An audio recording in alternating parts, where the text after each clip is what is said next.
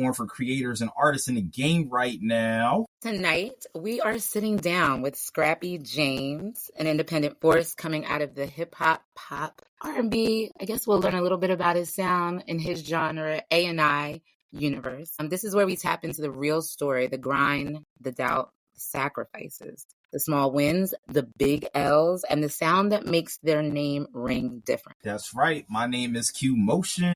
And I'm April Harley, a.k.a. Gigi Mac. That's right. And we are the power host tonight for the One Shot Podcast. We're super honored to be illuminating the creative genius that we have right here in SkrappyxJames, right here on our show. The One Shot Podcast is syndicated on iHeartRadio and Pandora, so this energy is traveling everywhere. All right, let's start the show. SkrappyxJames, we are so honored to have you on our platform. We want to start off tonight with the origin of your story, who you are, that kind of, when did you start music, and then say music is your life, and get onto that path. Tell us a little bit about your origin. Well, first of all, thanks for having me. Bottom line is I've been writing my entire life. If I'm 45 now, I've been doing this since I was like at least 12. But I'm writing with no purpose, to be honest with you. Like, I just like music. I like to write, but I had no idea where it was going to go. Like, at best, I was a rapper, but I can't sing. So, but again, I never understood why I kept writing, even though it was like, this is not for anything. But something inside of me just wouldn't let me stop. And then Suno came around. Then I understood why I was writing. Okay. That's pretty deep, bro. And this question, because, you and I go back a long time. So I know you from that time frame from when you were starting the writing, but I knew you more as an athlete. And then you develop into more of an artist as you and I continue to grow our relationship. But let me just ask you this question from an artist standpoint. You picked a lane where like 95% of people never quote unquote make it.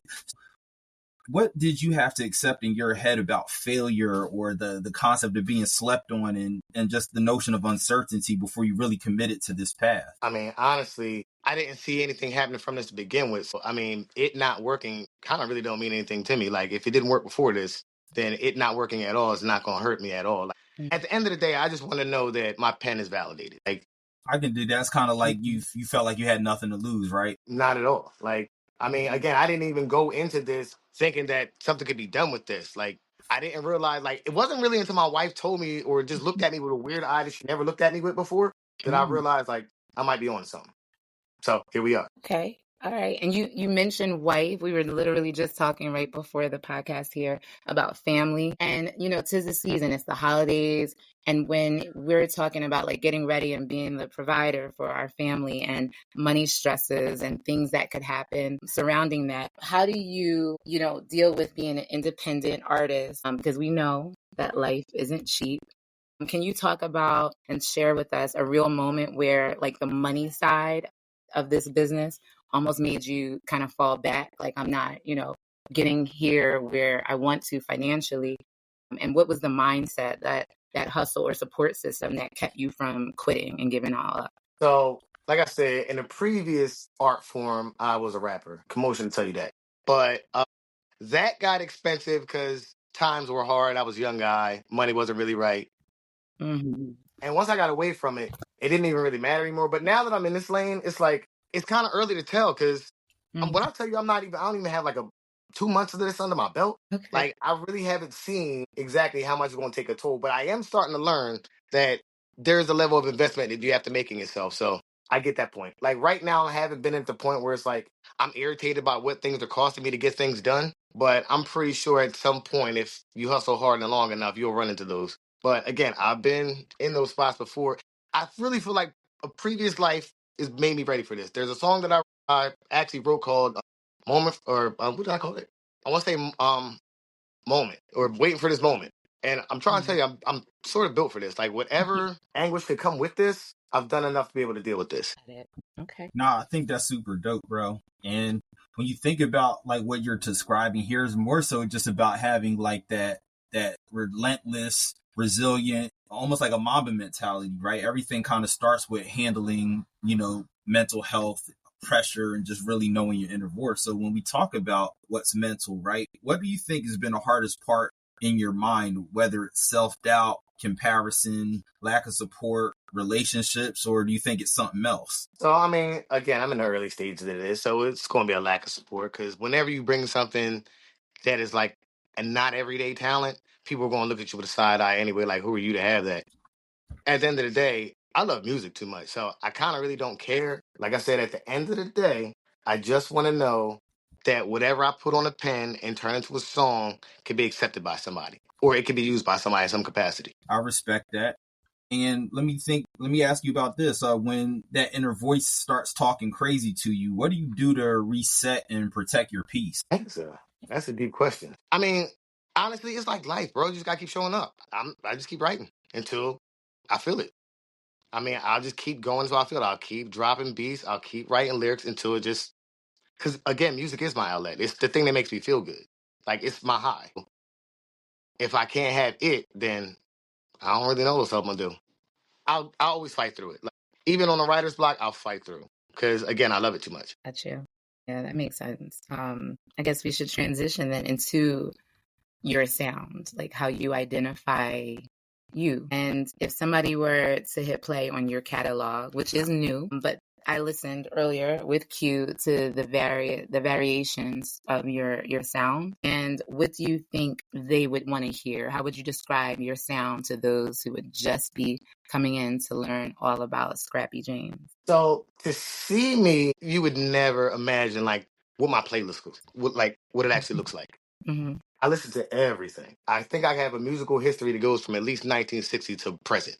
Wow. So I will infuse, like, first of all, the core is always going to be R&B. That's just where it is. I'm a 90s kid, and that sound is stuck with me. But because I love everything else, I somehow, some way will try to infuse R&B to every single other genre too. Mm-hmm. So let me not forget my hip hop roots, because that will always be in there too. Yeah. Again, if honestly, I really want to make music that it could go either way. Like it could go an R&B song or it could be a hip hop song. It could go either way. Yeah, you can tell that from listening to your music that it can kind of flow. It's like an ebb and flow between all of them. What do you, as far as like breaking down the writing style, especially with working with like AI and working with different platforms, and you're kind of like the catalyst because we're all trying to figure that out now and everybody's exploring the new resources and the tools. How do you break that down with the music, like melodies and drum choices or your writing style? How do you, I guess, when you're getting onto the platforms to create, how do you decide how that's going to kind of go? I don't know if this is typical of any writer or artist, but I just use straight feel. Like if it feels good, like I remember, it sounds crazy, but I remember seeing that Lego movie that Pharrell did, and he said something that was a little weird to me it kind of hit home. He just kept talking about how his relationship with music was just really different, like to a point where he could almost see sounds. Yes. Okay. And it feels like, again, I could feel sound. I don't want to sound weird, but like I could just feel it. And when it feels right or if it hits my frequency right, I know I'm home. Okay. That makes sense. It's organic. Is that Everything. heartbeat in the drum? I hear you. Again, like if you like my music, then you like where I'm coming from. Like at the end of the day, to be honest, I can't say that I'm making music for anybody in particular. I'm just making what sounds good to me. Yeah. And what you're feeling. Got it. Because now I spend more time listening to my own music than I actually listen to like what's actually on my playlist. That's when you know it's good. At least it is to me. Yeah. Trust me, there's things that I make that I'm like, I don't know about this. But certain people are like, nah, let it go, let it go, let it go. But I'm like, but trust me, I know what I like when I like it. Mm-hmm. I think that's super dope too, bro. Let me just ask you this question: like when people are kind of listening to your music late night in their room, on a long drive, or outside with their squad, what do you want them to feel for real? And like, what kind of song do you think from your catalog best delivers that feeling for you, and why? See, that depends on what you feel like. Because one thing for sure is, in the catalog that I got now, there's something in there for everybody. I don't kind of care what age you are, what level of music you listen to, there's something in there for everybody. So that's what I mean. That comes from the impact of me loving music the way I do in the multiple genres that I love.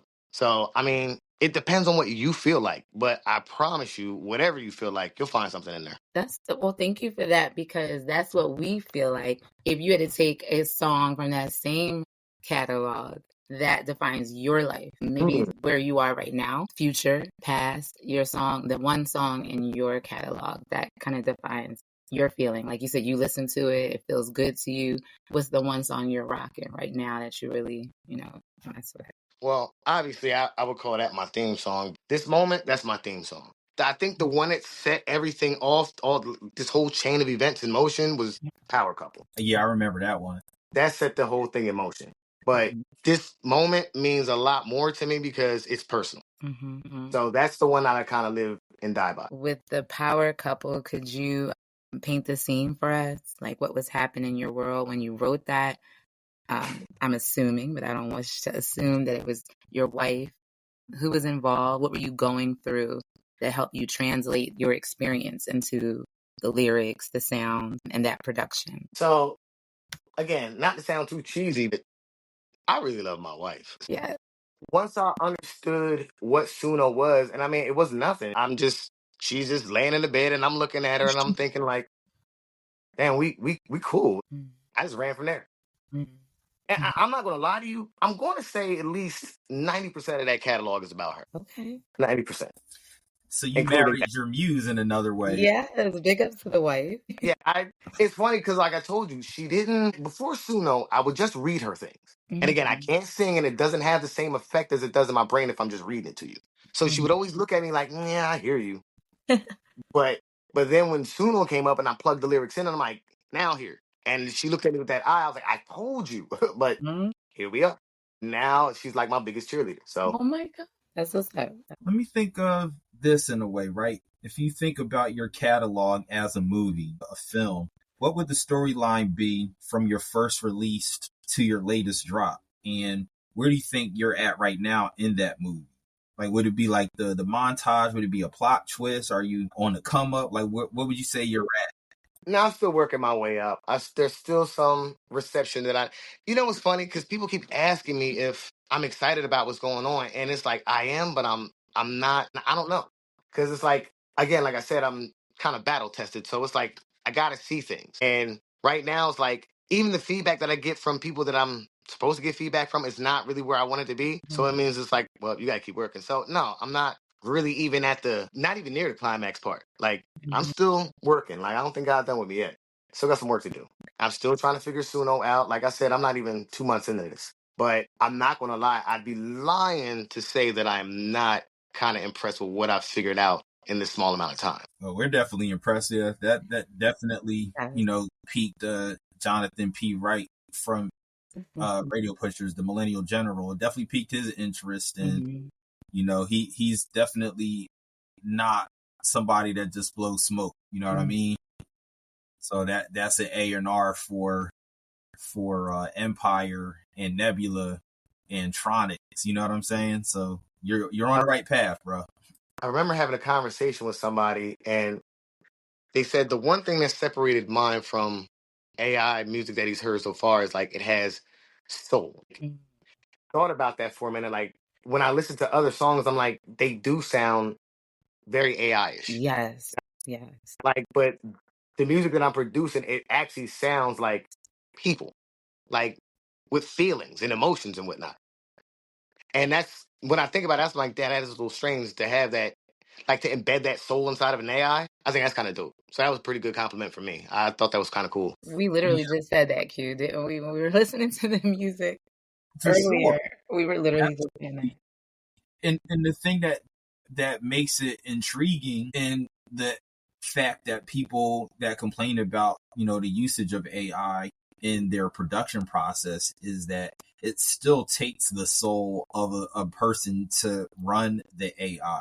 I think what's separating it lyrically is that it wasn't written in AI or written by Chat GPT or Copilot or any of these, Gemini, any of these other AI platforms. Like, it's a human that's still behind the authoring of the lyrics. It's still a human behind choosing the production and tweaking the production. So just like any other tool that we've used in the studio, like people were digital recording when everything was all analog. But look at us now, Yeah. I love that you say that because it's like when Jay-Z says, he's trying to make the song cry. So it's like with AI, we're trying to make it feel because it's helping us as a resource, but it's like it can be very AI generated where you listen to it. You're like, ah, that's an AI generated song. But when you do feel it, I think it's like that's what you're doing, Scrappy, like making the AI feel. So it's giving you the So help with the resource, but you're giving it something else as well. it's kind of crazy because what I have learned is like it really is nothing. Like if you let it, it'll generate the entire song for you. Yeah. But that was the first that for me that would defeat the purpose of even having this. Because again, I'm not looking for it to do the work for me. I just need it to sing for me. That's it.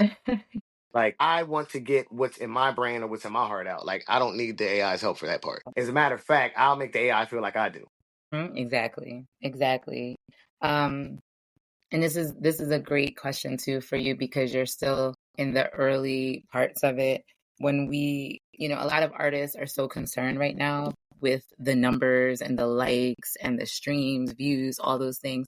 It sounds like you're at a place where you are curating the music and really not paying attention or not allowing those distractions for you as far as like your, the algorithms versus the identifying of your music and your sound and what you're doing. How do you remind yourself that you are bigger than the stats, is deeper than the views and the likes for what you're doing right now? How do you distract yourself and like tap in? It's always about the music. Mm-hmm. That's what it started with. That's what I am with. Like I don't care about talk.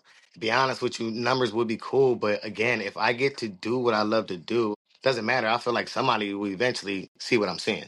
Yeah. I just got to keep producing. But again, nothing in the world is ever going to deter me from music.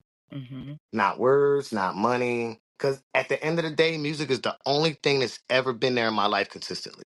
It's never lied to me. It's never broken my heart. Wow. It's never stole my money. It's never put me on child support. Like it's always Oh, been there. wow, bro.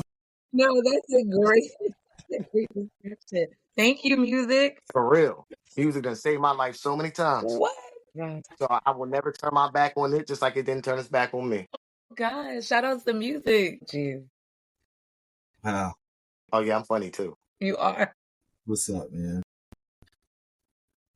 Let me ask this question, man. We're gonna just talk a little bit about community and just going direct to fans with your energy. So every real artist wants more than just like random listeners. They want to have their own tribe, their own community. So what kind of people do you want your music to attract, and how are you intentionally building a community, a real community, instead of just chasing viral moments?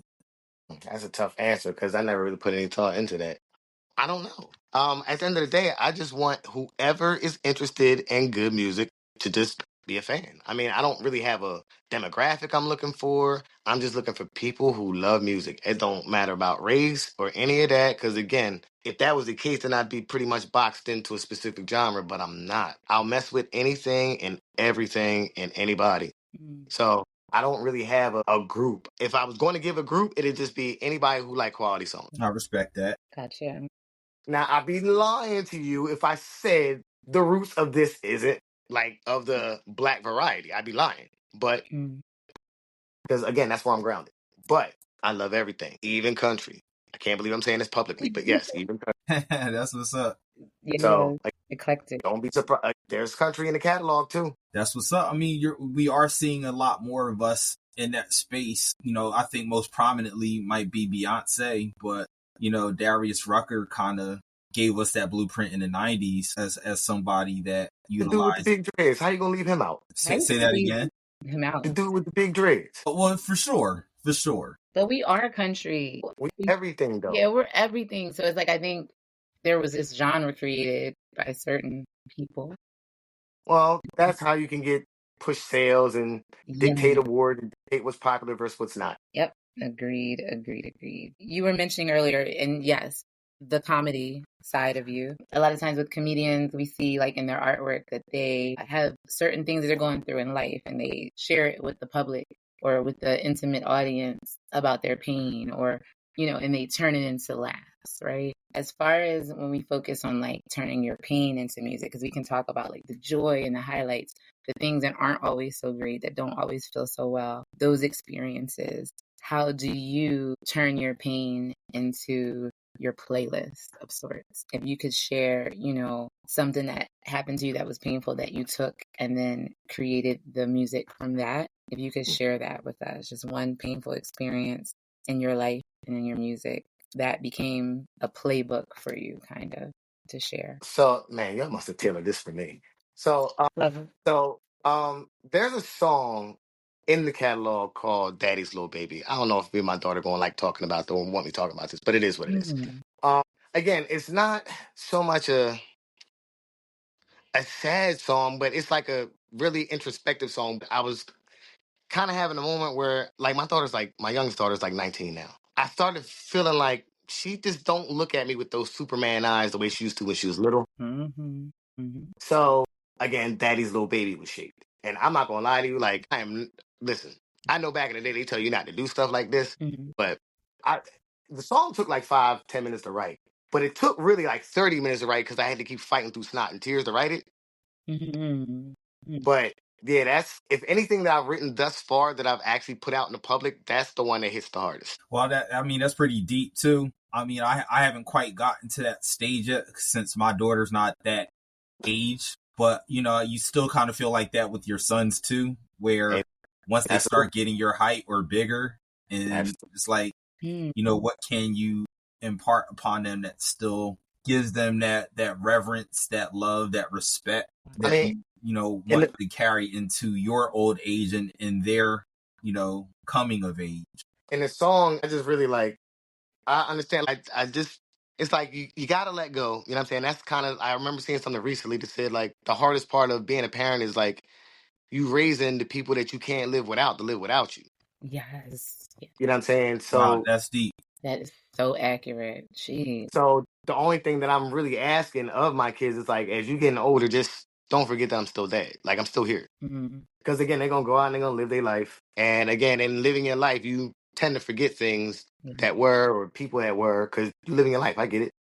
But I just don't want to be like a memory to my kids. Like I don't want to be in the ground before they realize who I am. Yeah. Forgotten about.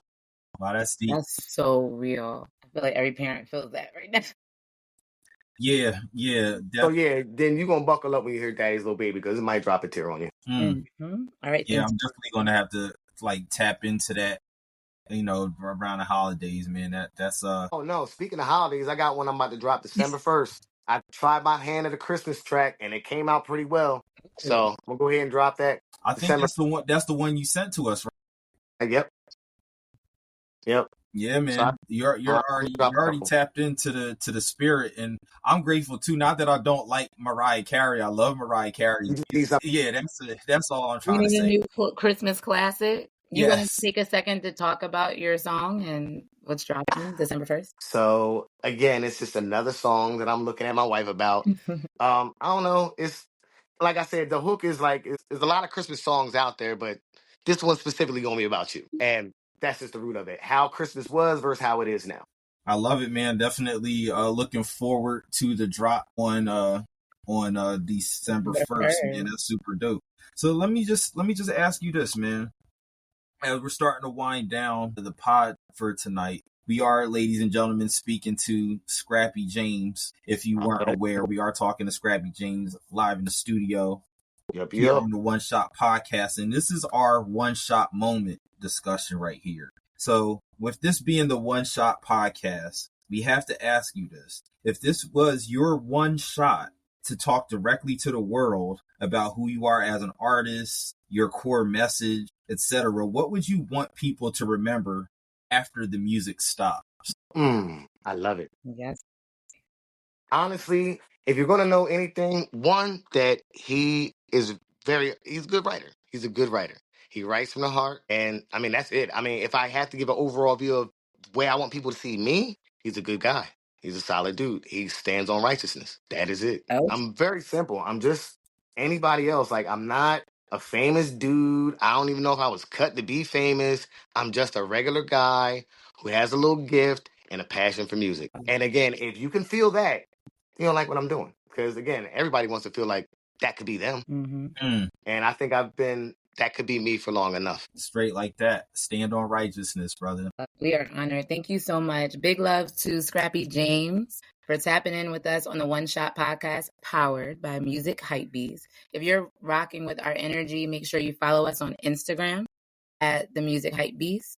That's TheMusicHypebeast. Lock in and subscribe to Music Hypebeast on YouTube, Twitch, and Facebook so you do not miss any episodes. Live streams or exclusive drops from independent creators all over the world. I am one of the power hosts of the One Shot podcast. My name is April Harley, aka GG Max. And I am Q Motion, and Music Hypebeast is an interactive division of Radio Pushers powered by our parent company, Servo Media Group Incorporated. This is the One Shot podcast where independent artists get their one shot to tell the real story behind the music. And we are out. Thank you, SkrappyxJames, my brother. Commotion, April. Appreciate you both.